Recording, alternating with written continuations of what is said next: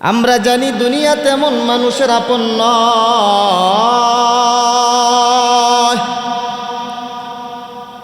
সব মানুষকে আপন মনে হয় দুনিয়াতে।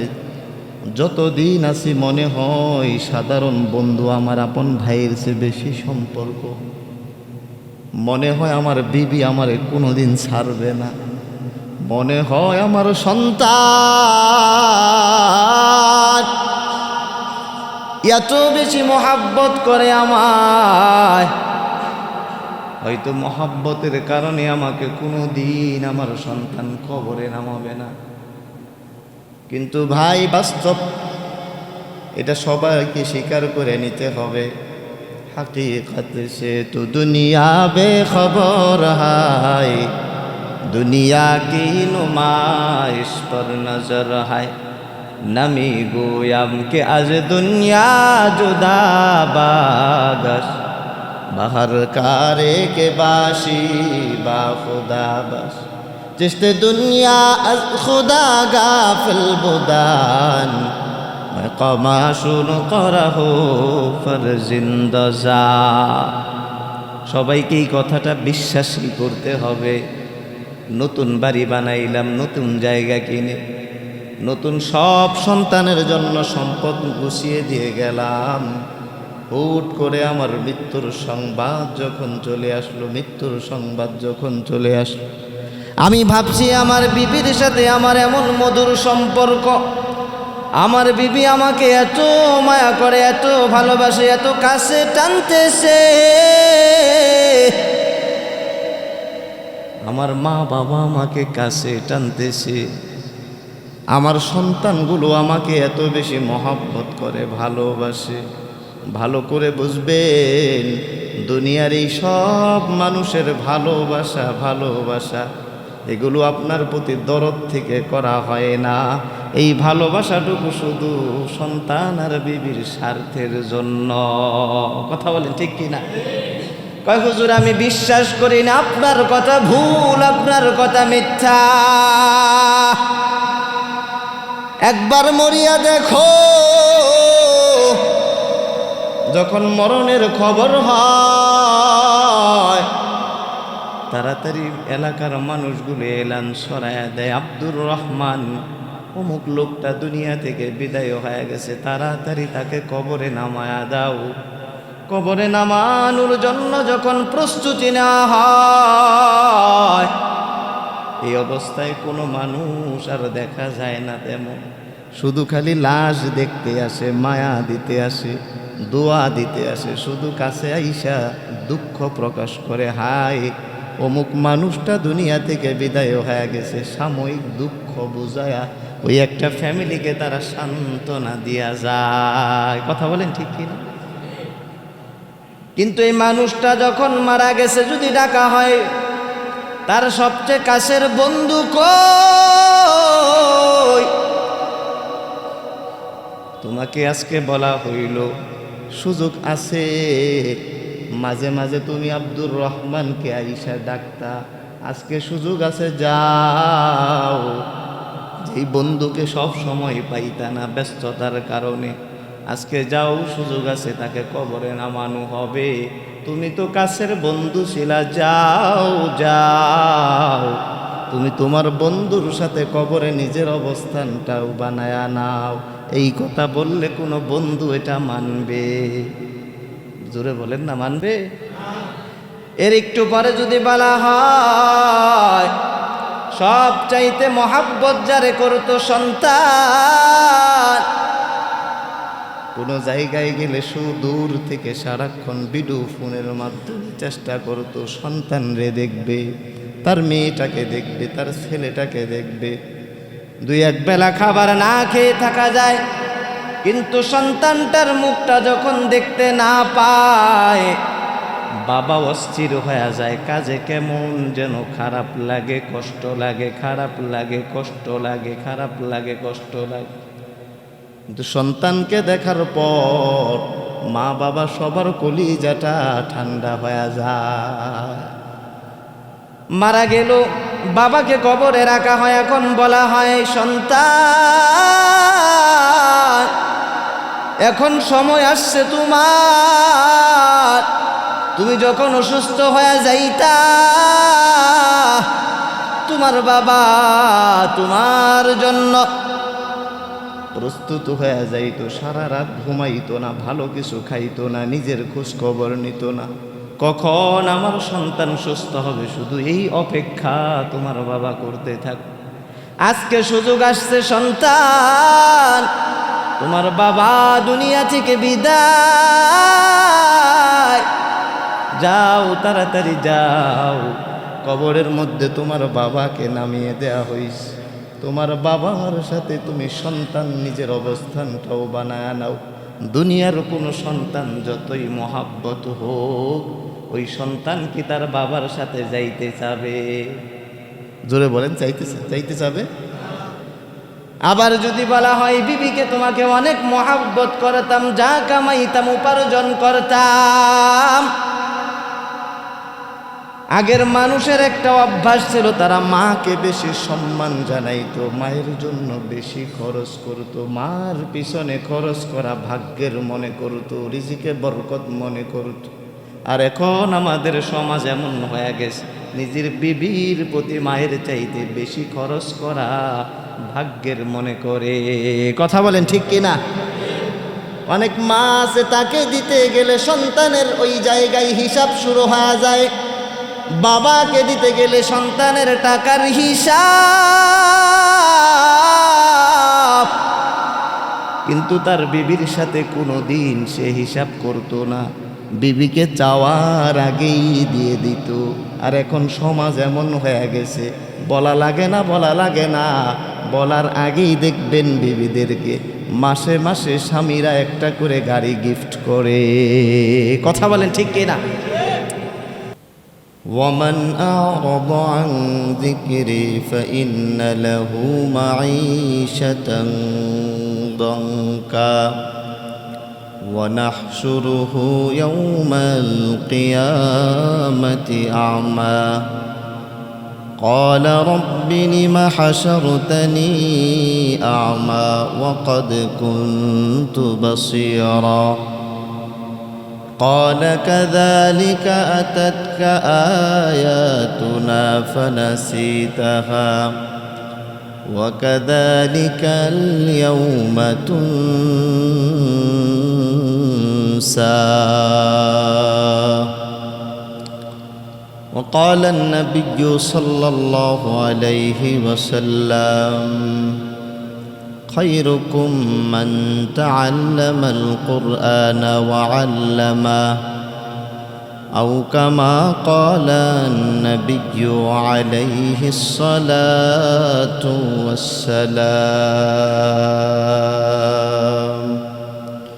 সবাই দুরূদ পড়ি اللهم صل على محمد وعلى آل محمد كما صليت على إبراهيم وعلى آل إبراهيم إنك حميد مجيد اللهم بارك على محمد وعلى آل محمد كما باركت على إبراهيم وعلى آل إبراهيم إنك حميد مجيد तकबीर में कलमा में नमाज़ों में अज़ा में तकबीर में कलमा में नमाज़ों में अज़ा में है नाम इलाही से मिला नाम मोहम्मद हाय नाम इलाही से मिला नाम मोहम्मद फरमाते हैं आदम को मुझ खुल्द तरी में फरमाते हैं आदम को मुझे खुल्द तरी में लिखा हुआ तो बात मिला नाम मोहम्मद लिखा हुआ तो बाप मिला नाम मोहम्मद ला इलाहा इल्लल्लाह ला इलाहा इल्लल्लाह ला इलाहा इल्लल्लाह ला इलाहा इल्लल्लाह मुहम्मदुर रसूलुल्लाह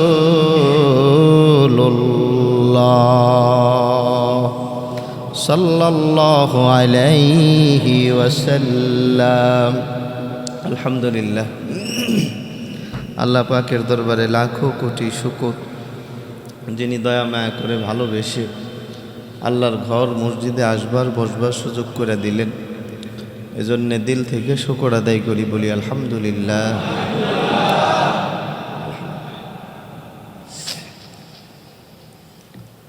আল্লাহ কুরআনুল কারীমের মধ্যে আল্লাহ সুন্দর একটা অবস্থা আমাদের দুনিয়ার মানুষদেরকে বুঝাইছেন, জানাইছেন। আল্লাহ বলেন যে দুনিয়াতে কোন জিনিসটার প্রয়োজন আমাদের সকলের জন্য। সবচেয়ে বেশি যেই জিনিসটার প্রয়োজন সেই দিকে খেয়াল করে আল্লাহ খুব সুন্দর করে বান্দাদেরকে জানায় দেন। কিতাবুন আনজালনাহু ইলাইকা লিতুখরিজান নাস মিনাজ জুলুমাতি ইলান নূর। আল্লাহ দুনিয়ার মানুষদের জন্য সবচাইতে প্রয়োজন, সবচাইতে গুরুত্বপূর্ণ দরকারি যে বিষয় সেটা হলো আল্লাহর কোরআন। এটাই দুনিয়ার মানুষ জমিনের প্রত্যেকটা সৃষ্টির জন্য, প্রত্যেকটা আল্লাহর মখলুকের জন্য তারকে দামি হওয়ার একটা বিশেষ ধরন আল্লাহ হিসাবে দুনিয়াতে আল্লাহ দান করছে। সুবহানাল্লাহ। কিতাবুন আনজালনা ইলাইকা লিতুখরিজান নাস, এমন একটা দামি নিয়ামত আমি আল্লাহ দিছি। আল্লাহর পক্ষ থেকে আল্লাহর দয়া, স্বাভাবিক আল্লাহর ক্ষমতার দয়া, এটা আমাদের জন্য নিয়ামত। আল্লাহর পক্ষ থেকে আমাদের জন্য প্রেরিত পয়গম্বর মুহাম্মদ আরবি সাল্লাল্লাহু আলাইহি ওয়াসাল্লাম, উনি আমাদের জন্য বিশেষ এক নিয়ামত। ঠিক একইভাবে আল্লাহর পক্ষ থেকে প্রেরিত, আল্লাহর পক্ষ থেকে নবীর মাধ্যমে আমাদের কাছে আসা, লৌহে মাহফুজে থাকা আল্লাহর এই কোরআন, এটাও আমাদের জন্য অনেক বড় নিয়ামত। এর বিশেষ একটা কারণ হলো দুনিয়াতে সব কিছু দেখছি, সব কিছুর হালত আমরা বুঝছি, কিন্তু কোরআনের হালতের মতো অন্য সব বিষয়, অন্য সব জিনিসের হালত না। কারণ কোরআনের দ্বারা প্রত্যেকটা মানুষের জিন্দেগির সুন্দর হয়। প্রত্যেকটা মানুষের জিন্দেগি অন্ধকার থাকলে, খারাপি থাকলে এগুলা দূর হয়ে আল্লাহ জীবনের মধ্যে সম্পূর্ণ আলোর ভাব আল্লাহ তৈরি করে দেয়। সুবহানাল্লাহ। এজন্য হযরত ওমরের কাছে গিয়ে একজন নালিশ জানাইছিল তার সন্তানের ব্যাপারে। এরপর তাকে ওমর আবার কয়েকটা উপদেশ দিয়েছে যে তুমি তোমার সন্তানের ব্যাপারে এত অভিযোগ করো। এই অভিযোগের ক্ষেত্রে হযরত ওমর তাকে শিখাইছে যে দেখো, তোমার ঘরে সব আছে কিন্তু কোরআনের চর্চাটা নেই। তোমার ঘরে সব আছে কিন্তু হয়তো তোমার বিবি কোরআন পড়নেওয়ালা বা কোরআন পড়ায় অভ্যস্ত এমন নেককার বিবি তুমি পাও নাই। ওমর তাকে বুঝাইতেছি, দুনিয়াতে দেখবেন আমরা বাড়ি বানাই না, ফাউন্ডেশন যারা করে 3 তলা 5 তলা অথবা 8 তলা ফাউন্ডেশন করতেছি। তো এই জায়গায় ফাউন্ডেশন যত মজবুত হয় তত বেশি বাড়ি লম্বা করা যায়, বাড়ি উপরের দিকে উঠানো যায়। আর ফাউন্ডেশন যদি দুর্বল হয় ওই জায়গায় বেশি লোড নেওয়া যায় না, বেশি দিন টিকে না। ঠিক একইভাবে হযরত ওমরের বল কথা ছিল এমন, দুনিয়াতে সাধারণ মানুষের অভাব নাই, দুনিয়াতে সাধারণ মানুষের অভাব নাই, কিন্তু বড় দামি কিছু মানুষ দরকার। এই দামি মানুষগুলোর মাধ্যমে আল্লাহ দুনিয়াকে দামি বানায় দেয়। সুবহানাল্লাহ। যে তুমি তোমার বিবি নির্বাচনের ক্ষেত্রে একজন নেককার মহিলাকে তোমার সঙ্গিনী বানানো দরকার ছিল, সেটা তুমি করতে পারো নাই। যদি কোনো মা ফাউন্ডেশন হিসাবে ওই মাটা দিনদার হয়, ওই বাড়ির থেকে যতগুলো নসল বের হবে, তার ছেলে তার ছেলে তার ছেলে, এইভাবে যত প্রজন্ম বের হয়, এই প্রজন্মের সব মানুষগুলো শুরু তো একজন কোরআনওয়ালা থাকার কারণে বাকি সবাই কোরআনওয়ালা হয়। আর মা যদি বদ্দিন হয়, শুরুর থেকে দেখবেন ফাউন্ডেশন খারাপ হবে, ওই একতলা বিল্ডিংয়ের উপর 5 তলা 7 তলা করা হবে, তখন বিল্ডিংয়ের মেয়াদও ঠিক থাকবে না। আর মা যদি দিনদার হয়, কোরআনওয়ালা হয়, আমাদের দুঃখ লাগে একটা বিষয়, যে বিয়ে শাদী করা হয়, যুবকদের জন্য সব অবস্থা দেখা হয়, মেয়ের সব অবস্থা দেখা হয়, সম্পদ কেমন আছে, যোগ্যতা কেমন, সুন্দর কেমন, কিন্তু আমরা এত ব্যাকুপ হয়ে গেছি, এত বোকা হয়ে গেছি, মেয়ে দিনদার কেমন এই কথাটা আমরা কোনোদিন জানতে চাই, আসলেই চাই না। অথচ সবচেয়ে বেশি দরকার ছিল দিনদার কিনা, মেয়ের বাবা নামাজি কিনা। কারণ বাবা যদি নামাজি হয়, ওই মেয়ে কোনোদিন আমার অবাধ্য হবে, যে আল্লাহর হক রক্ষা করে সে বান্দার হক রক্ষা করে, যে আল্লাহর হক ছেড়ে দেয় সে বান্দার হক ছাড়তে কোনো ভয়ই তার আসবে না। এজন্য সর্বপ্রথম ওমরের উপদেশ ছিল যে আগে তোমার ঘরের থেকে তুমি ভিত্তি মজবুত করো, কারণ আল্লাহ যে জানাইছেন কিতাবুন আনজালনা ইলাইকা লিতুখরিজান নাস মিনাজ জুলুমাতি ইলান নূর। আল্লাহ খুব সুন্দর করে বুঝাইছেন। ধরেন একটা মহিলা তার ব্যক্তিগত জীবনে সে অন্ধকারের মধ্যে আছে, গুনাহ করে, জেনা করে, বেপরদায় চলে, খারাপ চলে, যে কোনো জায়গায় যত্রতত্র তার চলাফেরা, কিন্তু এই মহিলা, এই নারীটা যদি আল্লাহর কোরআনের সহবত পেয়ে যায়, আল্লাহর কোরআনের সহবত পাওয়ার কারণে দেখবেন এই মহিলা যে সমাজের মধ্যে সবচাইতে খারাপ, এই মহিলাটা সমাজের মধ্যে, এই নারীটা সমাজের মধ্যে সবার চাইতে ভালো হয়ে গেছে। নারীদের মধ্যে 2 জাত, একটা হলো কথায় কথায় অবাধ্য চলবে, আরেকটা হলো কথা বলার আগে মানবে। যে স্ত্রী স্বামীর কথা নিয়মিত মানতেছে, বুঝতে হবে যে ওই স্ত্রীর মধ্যে দিনদারি আছে, ওই স্ত্রীর মধ্যে কোরআনের ছোঁয়া আছে। ওই জায়গা থেকে যদি আমরা নিজেদের খেয়াল করি, যে দেখেন নতুন বছর শুরু হয়েছে, আমরা সব অবস্থা কম বেশি বলছি, নামাজের একটা মহাসভা হয়েছে, আমলের কিছু কিছু ক্ষেত্রে মহাসভা হয়েছে, নিজেদের হিসাবটা অনেক করা হয়েছে, কিন্তু আমরা সন্তানকে ঠকায় দিতেছি। কথা বলেন না, ঠিক না? আমরা সব ঠিক আছে, আমরা 2টা জায়গায় ঠকে যাইতেছি। একটা ঘরের মধ্যে বিবি নির্বাচনের ক্ষেত্রে দিনদারি ছাড়তেছি, যার কারণে আমার পরবর্তী প্রজন্ম শুধুমাত্র নেট, ইন্টারনেট আর দুনিয়াবি খারাপ জিনিসের প্রতি আকৃষ্ট হইতেছে। কথা বলেন না। আর শুধু আল্লাহর কোরআন দিয়ে সম্পর্ক রাখলে দেখেন, একটা মায়ের মধ্যে যত খারাপই, সে সুদ খাইত, সে মিথ্যা বলতো, চুগলখড়ি করত, খারাপ করত, শুধু আল্লাহর কোরআন যখন ধরছে, ওই নারী এরপর থেকে সুদ খায় না, খারাপে যায় না, জেনা করে না, মানুষের গীবত বলে না। ওই নারীকে আল্লাহ সাইয়্যিদাতুন নিসাই আহলিল জান্নাহ, হযরত ফাতেমার মতো আল্লাহ দামি বানায় দিতেছে। সুবহানাল্লাহ।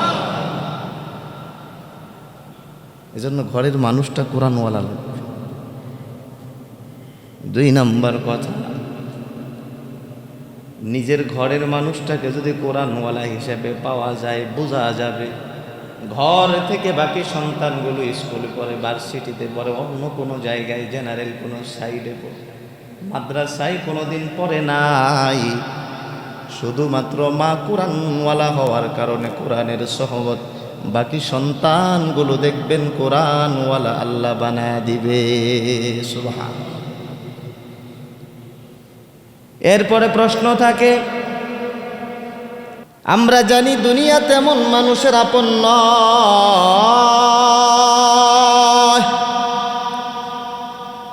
সব মানুষকে আপন মনে হয় দুনিয়াতে। যতদিন আছি মনে হয় সাধারণ বন্ধু আমার আপন ভাইয়ের চেয়ে বেশি সম্পর্ক। মনে হয় আমার বিবি আমারে কোনোদিন ছাড়বে না। মনে হয় আমার সন্তান এত বেশি মহাব্বত করে আমায়, হয়তো মহাব্বতের কারণে আমাকে কোনোদিন আমার সন্তান কবরে নামাবে না। কিন্তু ভাই বাস্তব, এটা সবাইকে স্বীকার করে নিতে হবে। হাকিকত সে তো দুনিয়া বেখবর হায়, দুনিয়া কি নুমাইশ পর নজর হায়। নমি গোয়াম কে আজ দুনিয়া জুদা বাগস, বাহর কারে কে বাসি বা খুদা বাস। जिसते दुनिया अज खुदा गाफिल बुदान, मकामाशुन करहो फरजिंदजा। সবাইকে এই কথাটা বিশ্বাসী করতে হবে। নতুন বাড়ি বানাইলাম, নতুন জায়গা কিনে, নতুন সব সন্তানের জন্য সম্পদ গুছিয়ে দিয়ে গেলাম। হুট করে আমার মৃত্যুর সংবাদ যখন চলে আসলো, মৃত্যুর সংবাদ যখন চলে আসলো, আমি ভাবছি আমার বিবির সাথে আমার এমন মধুর সম্পর্ক, আমার বিবি আমাকে এত মায়া করে, এত ভালোবাসে, এত কাছে টানতেছে, আমার মা বাবা আমাকে কাছে টানতেছে, আমার সন্তানগুলো আমাকে এত বেশি মহব্বত করে, ভালোবাসে। ভালো করে বুঝবেন, দুনিয়ার এই সব মানুষের ভালোবাসা এগুলো আপনার প্রতি দরদ থেকে করা হয় না। এই ভালোবাসাটুকু শুধু সন্তান আর বিবির স্বার্থের জন্য। কথা বলেন ঠিক কি না? কয় হুজুর আমি বিশ্বাস করি না, আপনার কথা ভুল, আপনার কথা মিথ্যা। একবার মরিয়া দেখো, যখন মরণের খবর হয়, তাড়াতাড়ি এলাকার মানুষগুলো এলান সরায়া দেয়, আব্দুর রহমান অমুক লোকটা দুনিয়া থেকে বিদায় হয়ে গেছে, তাড়াতাড়ি তাকে কবরে নামায়া দাও। কবরে নামানোর জন্য যখন প্রস্তুতি নেওয়া হয়, এই অবস্থায় কোনো মানুষ আর দেখা যায় না তেমন, শুধু খালি লাশ দেখতে আসে, মায়া দিতে আসে, দোয়া দিতে আসে, শুধু কাছে আইসা দুঃখ প্রকাশ করে, হায় অমুক মানুষটা দুনিয়া থেকে বিদায় হয়ে গেছে। সাময়িক দুঃখ বুঝায়া ওই একটা ফ্যামিলিকে তারা সান্ত্বনা দিয়া যায়। কথা বলেন ঠিক কিনা? কিন্তু এই মানুষটা যখন মারা গেছে, যদি ডাকা হয় তার সবচেয়ে কাছের বন্ধু কই, তোমাকে আজকে বলা হইল সুযোগ আছে, মাঝে মাঝে তুমি আব্দুর রহমানকে আইসা ডাকতা, আজকে সুযোগ আছে, যাও। যেই বন্ধুকে সব সময় পাইতা না ব্যস্ততার কারণে, আজকে যাও, সুযোগ আছে, তাকে কবরে নামানো হবে। তুমি তো কাছের বন্ধু ছিলা, যাও যাও, তুমি তোমার বন্ধুর সাথে কবরে নিজের অবস্থানটাও বানায়া নাও। এই কথা বললে কোনো বন্ধু এটা মানবে? জোরে বলেন না, মানবে? এর একটু পরে যদি বলা হয় সব চাইতে মহাব্বত যারে করতো সন্তান, কোনো জায়গায় গেলে দূর থেকে সারাক্ষণ ভিডিও ফোনের মাধ্যমে চেষ্টা করতো সন্তান রে দেখবে, তার মেয়েটাকে দেখবে, তার ছেলেটাকে দেখবে। দুই এক বেলা খাবার না খেয়ে থাকা যায়, কিন্তু সন্তানটার মুখটা যখন দেখতে না পায় বাবা অস্থির হয়ে যায়। কাজে কেমন যেন খারাপ লাগে, কষ্ট লাগে, খারাপ লাগে, কষ্ট লাগে, খারাপ লাগে, কষ্ট লাগে। কিন্তু সন্তানকে দেখার পর মা বাবা সবার কলিজাটা ঠান্ডা হয়ে যায়। মারা গেল, বাবাকে কবরে রাখা হয়, এখন বলা হয় সন্তান এখন সময় আসছে তোমার, তুমি যখন অসুস্থ হয়ে যাইতা তোমার বাবা তোমার জন্য প্রস্তুত হয়ে যাইতো, সারা রাত ঘুমাইতো না, ভালো কিছু খাইতো না, নিজের খোঁজ খবর নিত না, কখন আমার সন্তান সুস্থ হবে শুধু এই অপেক্ষা তোমার বাবা করতে থাক। আজকে সুযোগ আসছে সন্তান, তোমার বাবা দুনিয়া থেকে বিদায়, যাও তাড়াতাড়ি যাও, কবরের মধ্যে তোমার বাবাকে নামিয়ে দেয়া হইছে। তোমার বাবার সাথে তুমি সন্তান নিজের অবস্থানটাও বানায় নাও। দুনিয়ার কোনো সন্তান যতই মহাব্বত হোক, ওই সন্তান কি তার বাবার সাথে যাইতে চাবে? জোরে বলেন, চাইতে চাবে? আবার যদি বলা হয় বিবিকে তোমাকে অনেক মহাব্বত করতাম, যা কামাইতাম উপার্জন করতাম। আগের মানুষের একটা অভ্যাস ছিল, তারা মাকে বেশি সম্মান জানাইতো, মায়ের জন্য বেশি খরচ করত, মার পিছনে খরচ করা ভাগ্যের মনে করত, রিজিকে বরকত মনে করত। আর এখন আমাদের সমাজ এমন হয়ে গেছে, নিজের বিবির প্রতি মায়ের চাইতে বেশি খরচ করা ভাগ্যের মনে করে। কথা বলেন ঠিক কিনা? অনেক মা আছে, তাকে দিতে গেলে সন্তানের ওই জায়গায় হিসাব শুরু হয়ে যায়, বাবাকে দিতে গেলে সন্তানের টাকার হিসাব, কিন্তু তার বিবির সাথে কোনো দিন সে হিসাব করতো না, বিবিকে চাওয়ার আগেই দিয়ে দিত। আর এখন সমাজ এমন হয়ে গেছে, বলা লাগে না, বলা লাগে না, বলার আগেই দেখবেন বিবিদেরকে মাসে মাসে স্বামীরা একটা করে গাড়ি গিফট করে। কথা বলেন ঠিক কিনা? আপনি মারা গেছেন, কবরে যখন রাখা হবে এই অবস্থায় ওই প্রাণের বিবি তাকে যদি ডাকা হয়, তোমাকে কোনোদিন কষ্ট দেই নাই, তোমাকে কোনোদিনও ব্যথা দেই নাই, কথা দিয়ে কোনো আঘাত করি নাই, শারীরিক কোনো আঘাত করি নাই, সবচেয়ে বেশি প্রাধান্য আমি তোমারে দিছি।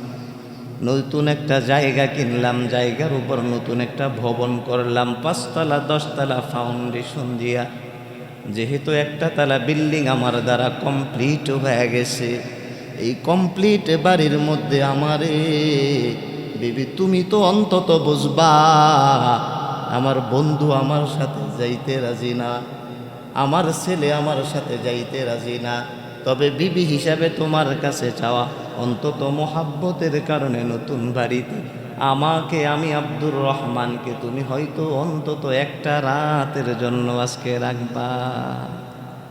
মারা যাওয়ার পর রাখবে? বাড়ি বানাইছেন আপনি, 1-1.5 কোটি টাকা খরচ করে জায়গা কিনলেন, বাড়ি বানাইলেন, মারা যাওয়ার পর বন্ধু রাখলো না, মারা যাওয়ার পর আপনার সন্তানও আপনারা রাখতেছেন, মারা যাওয়ার পর আপনার বিবিটাকেও যখন আপনি বলতেছেন যে আমারে তুমি ঘরের মধ্যে একটু রাইখো একটা দিন, আমার অন্তত সবাই রে ছাইরা চইলা যাব, আমি কবরের মধ্যে কেমনে থাকবো?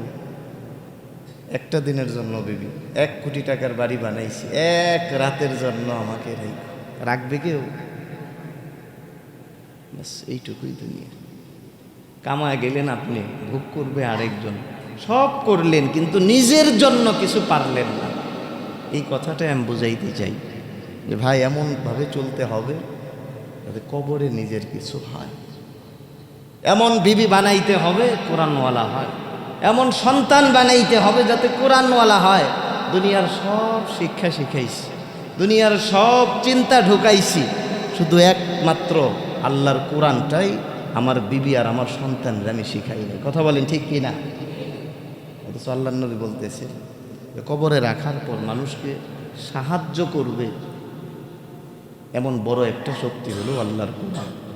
যে মারা যাবে তাকে কোরআন সাহায্য করবে, এবং যে সন্তান রাইখা মারা গেছে সন্তানও যদি কোরআনওয়ালা হয় এর মাধ্যমে আল্লাহ কবরে সাহায্য পাঠাইয়া দিবে। সুবহান। দুনিয়াতে কিছু বিবি কিছু সন্তান এমন আছে মারা গেলে পরে 2 থেকে 3 দিন পর থেকে তারা বড় বড় অনুষ্ঠান শুরু করে দেয়। আবার এমন কিছু সন্তান আছে, এমন কিছু বিবি আছে অর্থ সম্পদ তেমন নাই, তবে যতদিন সে বেঁচে থাকে ততদিন পর্যন্ত কবরের সামনে যায় তারা দাঁড়ায় দেয় আল্লাহর কোরআনের তেলাওয়াত কইরা শোনায়। সুবহানাল্লাহ। এজন্য সিদ্ধান্ত আপনার কাছে, আপনি কোন রকমের বিবি বানাইবেন, কোন রকমের সন্তান আপনি বানাইবেন। যদি কবরে কোরআনওয়ালা সন্তান আমরা পাইতে চাই তাহলে আমাদের নিয়মিত বাচ্চাদের কোরআনের প্রতি আগ্রহী করে তোলা দরকার আছে না নাই? আমাদের মক্তবগুলো বন্ধ হয়ে গেছে, এই কথা বলেন না ঠিক না? সব চলে, সকালের মক্তবটা আগের মতো অ্যাক্টিভ। এটা কি আমাদের মুয়াজ্জিন সাহেবের দোষ? হ্যাঁ, আমরা একটু রাতে ঘুমাই, সকালে উঠতে গিয়ে এমন হয় যে আমি উঠি না, সাথে সাথে আমার সন্তানটা ওই সকালের যে মক্তবটা ফজরের পর পড়ে। আচ্ছা, এই জায়গায় মক্তব পড়েন নাই ছোট থাকতে, এমন কে আছে? নাই। কারা কারা পড়ছি দেখি ছোট থাকতে মক্তবটা? আল্লাহ আমাদের সবাইরে কবুল করেন বলি আমিন। সকালের যে মক্তবের একটা মজা সকালে, আর আগের সময় তো এমন হয়েছে যে শীতের দিনে এখনও আসে কিন্তু আগের মতো না। সকালে খেজুরের রস, বাচ্চারা মসজিদে যাওয়ার সময় একটু একটু করে খেজুরের রস খাইতো, মক্তবে যাওয়ার পরে খুব মজা করে তারা কায়দা পড়তো, হুজুরদের সাথে সময় দিত, 1-1.5 ঘন্টা সময় মক্তব পড়ত। আর এখন দেখেন ওই সময় ঠিকই পার হয়, আল্লাহর কোরআন পড়ার মাধ্যমে সময়টা কাজে লাগে না, বরঞ্চ ওই সময়টা শুধু ঘুমের মধ্যে আমরা কাজে লাগাইতেছি। কথা বলেন না ঠিক না? সব হয় এই মক্তবের ব্যাপারে। আপনি দেখবেন যে ছোট সময়ের এই যে একটা আগ্রহ মানুষের, সবাই বলে, অনেক এমপি মন্ত্রীরাও বলে যে আমরাও কিন্তু ছোট থাকতে মক্তবে বসছি।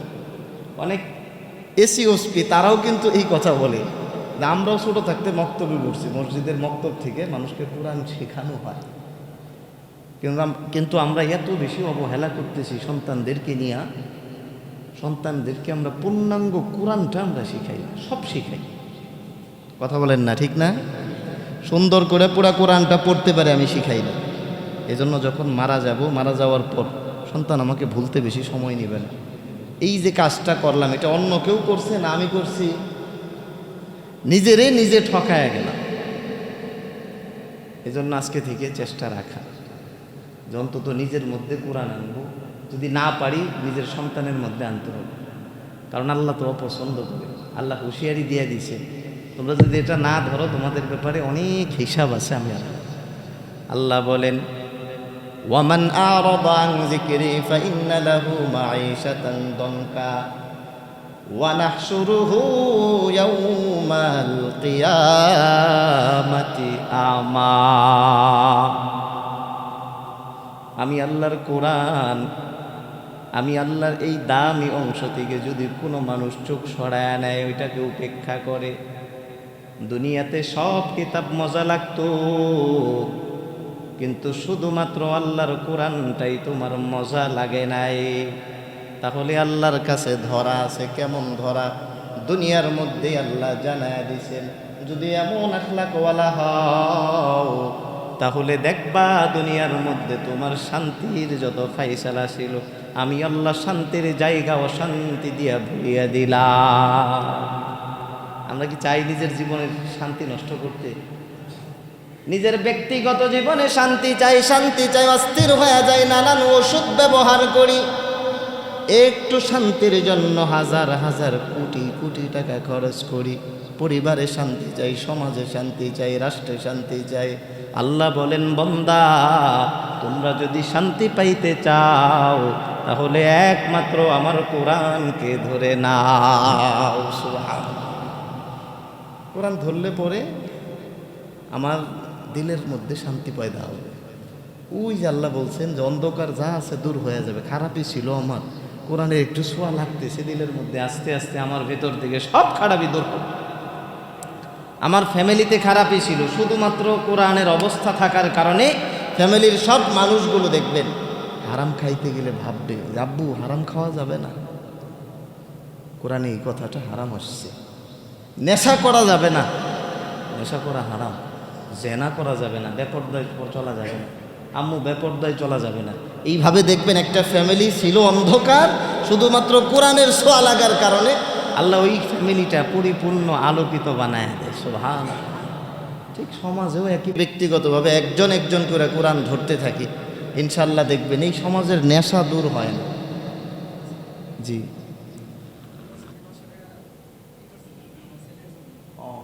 আচ্ছা, এক ভাই ওনার ছেলের জন্য 500 টাকা সৎকার করছে, মসজিদ দোয়া করবো আমরা ইনশাল্লাহ। ছেলের নাম কি? আলিফ না? যাক, দোয়া করি আল্লাহ ওনার ছেলেকে কবুল করে। সবাই বলি আমিন। সুস্থ রাখেন। আসলে আমরা সবচেয়ে বেশি মহব্বত করি নিজের সন্তানদেরকে।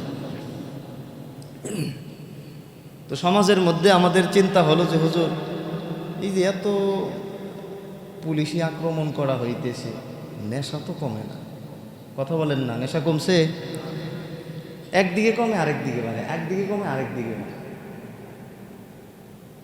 এত আক্রমণ করা হয়, চিন্তাই কমে না। এত সতর্ক বাংলাদেশের প্রশাসন, এরপরেও দেখছেন আপনারা উত্তরায় কি হয়েছে। গিরিল কাইটা ঘরের মধ্যে ঢুইকা, আহারে, একটা ছেলে আছে একটা মেয়ে আছে, ওই বোনটাকে বালিশ চাপা দিয়ে অল্প কিছু অর্থের জন্য এরকম চিন্তাইগুলো করতে যায়, মানুষদেরকে মারতেছে। বিশ্বাস করেন, আল্লাহর কসম করে বলি, যদি এই অবস্থা থেকে আমরা বাঁচতে চাই, প্রশাসন দিয়ে এই অবস্থার পরিবর্তন আসবে। এই অবস্থার পরিবর্তন আনতে চাইলে শুধু একটাই উপায় আছে, প্রত্যেকটা ঘরে ঘরে আল্লাহর কোরআন ঢোকানো লাগবে। কথা বলেন ঠিক কিনা? যদি সমাজে আপনি কোরআন সবার মধ্যে আমলের অভ্যস্ততা থাকে, সে পূর্বে আস-সারিকু ওয়াস-সারিকাতু ফাকতাউ আইদিয়াহুমা, আমি যদি চুরি করতে যাই, বিধান আছে হাত কাটা লাগবে। একজনের হাত কাটলে পুরো বাংলাদেশের সব মানুষ ঠিক হয়ে যাবে। কথা বলেন ঠিক কিনা? কোরআনের বিধানের সৌন্দর্যই এটা।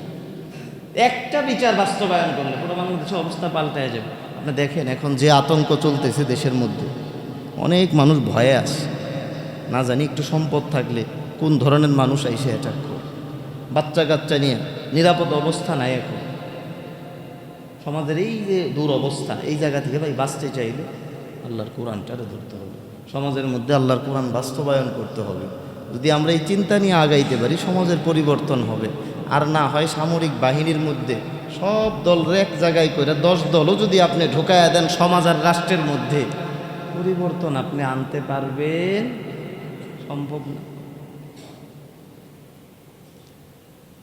এই হলো অবস্থা সম্পর্কে। আর নিজের জন্য কবরে কিছু আমল দরকার, সেটা না হইলেও উপায় নাই। কারণ কোরআন যারা শিখে নাই, আল্লাহ তাদের পছন্দ করবেন না। চোখ ছিল সুন্দর, চোখ দিয়ে দেখতে পারত, এই চোখটাকে সে নাপাক জিনিসে দেইকা কাটাইছে। কতদিন খেলা দেখার সুযোগ হয়েছে, কতদিন কত খারাপ বিষয়ের দিকে নজর পড়ছে। কিন্তু শুধুমাত্র আল্লাহর কোরআন, এই কোরআনটার দিকে একটু মনোযোগ দিয়ে তাকায়া দেখবে, এই সময়টুকু তার হয় নাই। আল্লাহ হাসরের মাঠে বলবেন, ক্বালা রাব্বি লিমা হাশারতানি আমা ওয়া ক্বাদ কুনতু বাসীরা।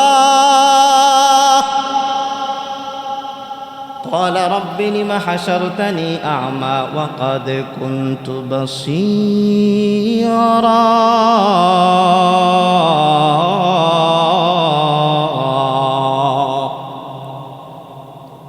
আল্লাহ ওই দিন বলবে, তোমার চোখ ছিল কিন্তু চোখের কাজ তুমি করো নাই। এই চোখ দিয়ে দেখা দরকার ছিল আমি আল্লাহর কালামুল্লাহ। দুনিয়ার সব নাপাকি তুমি দেখলা, শুধু একমাত্র আমি আল্লাহর কালামের দিকেই তুমি শুধু নজরটা ঘুরায়া একবার দেখলা না। ওই দিন বান্দা বলবে, আল্লাহ তুমি আমারে তো উঠাইছো, সব ঠিক আছে, কিন্তু চোখ ঠিক নাই, চোখ দিয়া দেখি না, অন্ধ কেন বানায়া দিস?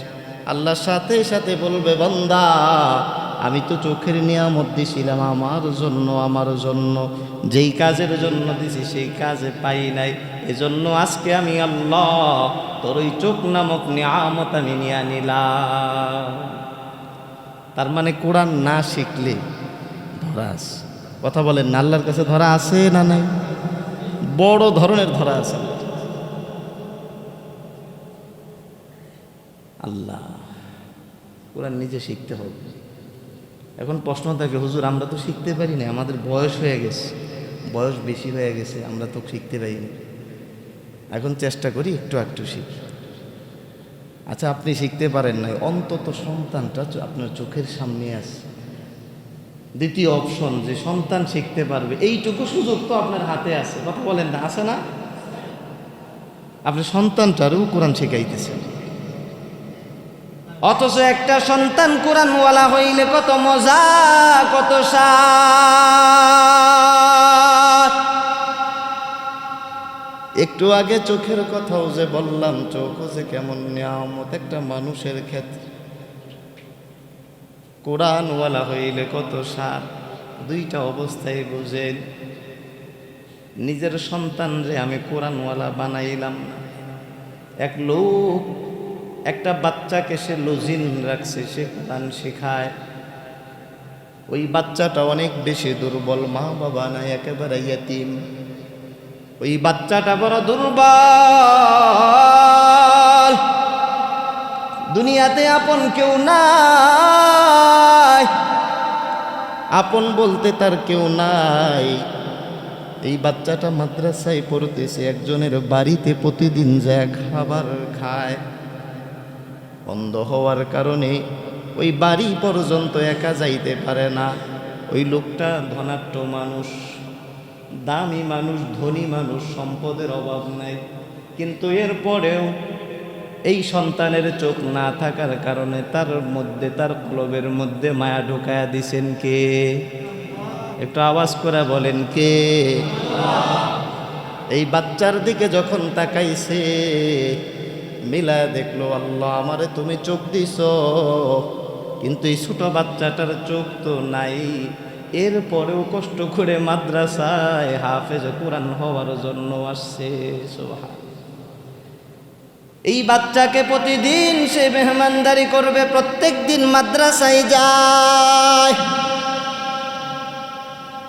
মাদ্রাসা থেকে এই বাচ্চাকে আবার বাড়ি পর্যন্ত নিয়ে আসে। বাড়িতে আনার পর তাকে খাবার খাওয়ার পর আবার মাদ্রাসায় দিয়ে আসে। অন্য সব কাজ বাদ দিয়া এই সন্তানের জন্য ওই লোকটা নিজেকে প্রস্তুত বানায় রাখছে। এই সন্তানটা মাঝে মাঝে কাঁদতো, এত কান্নার আওয়াজ, বারবার কান্না করতো। যখন মায়ের কথা মনে হয়, বাবার কথা মনে হয়, বাবার কথা মনে হইলে কাঁদতে থাকতো, চোখ দিয়ে পানি আসতো। কারণ সবার বাবারা সন্তানদের নিতে আসতো, মায়া লাগতো, হাইরে আমার বাবা তো আসে না, এমনি চোখে দেখে না, জানে না একজন বাবা দেখতে কেমন হয়। অপেক্ষায় থাকতো, আমার তো বাবা নাই, আমার আপন কেউ নাই, আমারে দেখতে আসে না, আবার এই দিক দিয়ে চোখও নাই, আমি অন্ধ। অনেকের মা ঈশা সন্তানগুলোকে মাঝে মাঝে খোঁজ নিত, কিন্তু তার জন্য আপন কেউ আসে না, কষ্ট লাগতো। হুজুরের কাছে নিয়া তার মাথার মধ্যে হাত বুলায় কাছে টানতো আর বলতো, আমরাই তোর বাবা, তুই কান্দিস না, মনে কোনো কষ্ট নিস না। এই সন্তানটা বারবার বলতো, হুজুর মিথ্যা বলবেন না,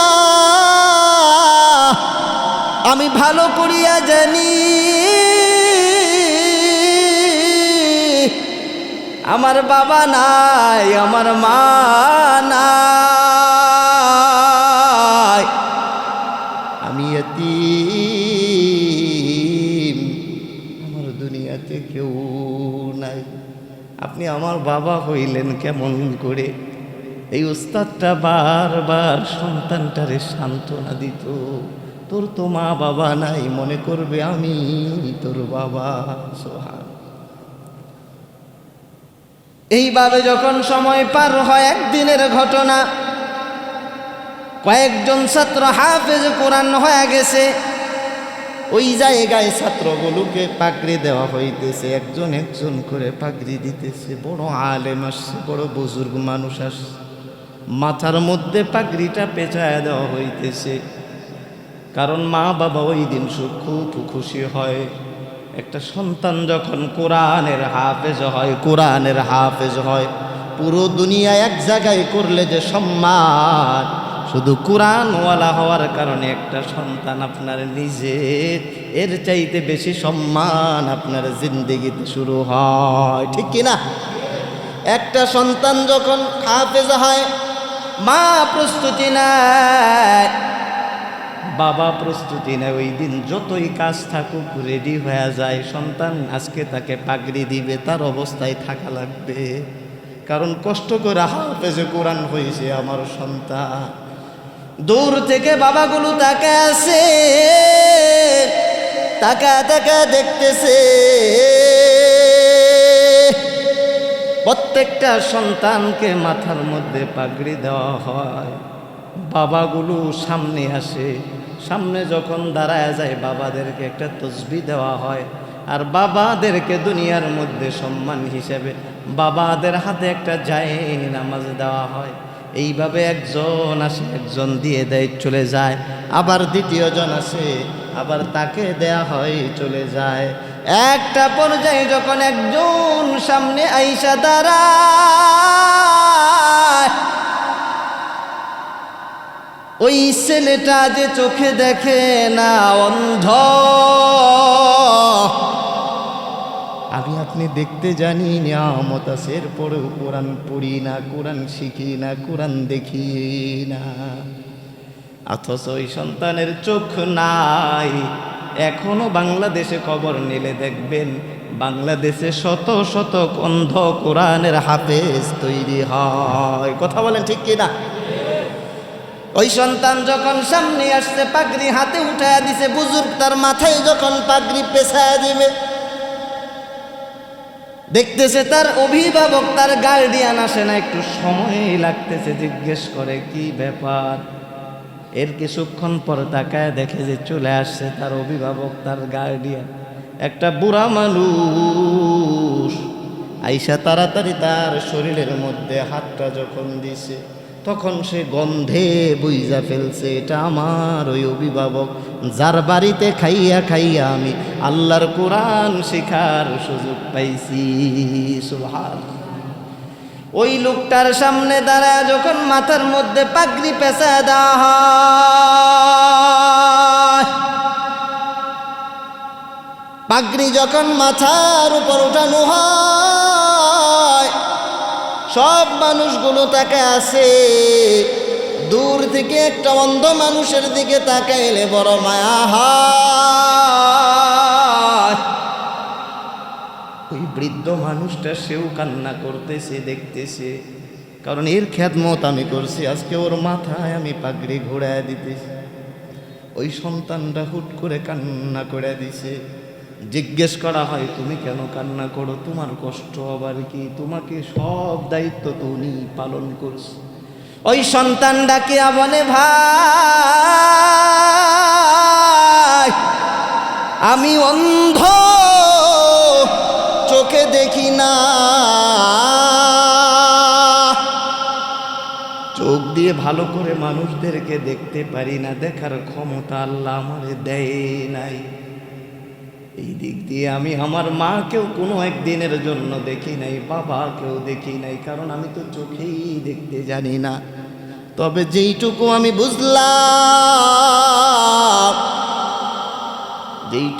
বুঝলাম, আমার মা বাবা যদি আজকে বেঁচে থাকতো, আমার মাথায় যে পাগড়ি উঠায় দিছে, মা বাবা দেখলে পরে অনেক খুশি হয়ে যাইতো। সুবহানাল্লাহ। ওই বুড়া মানুষটা এই কথা শুনিয়া ঢুক ঢুক করে কাঁদতেছে, বারবার আঘাত লাগতেছে। হাই তুই কাঁদবি না, আমি কি তোর বাবা নয়? আমি কি কোনো অংশে তোর বাবার চাইতে কম? যতদিন তুই বেঁচে থাকবা তোমার দায়িত্ব আমি বুড়া মানুষ আমার জিম্মায় নিয়ে নিলাম। সুবহান।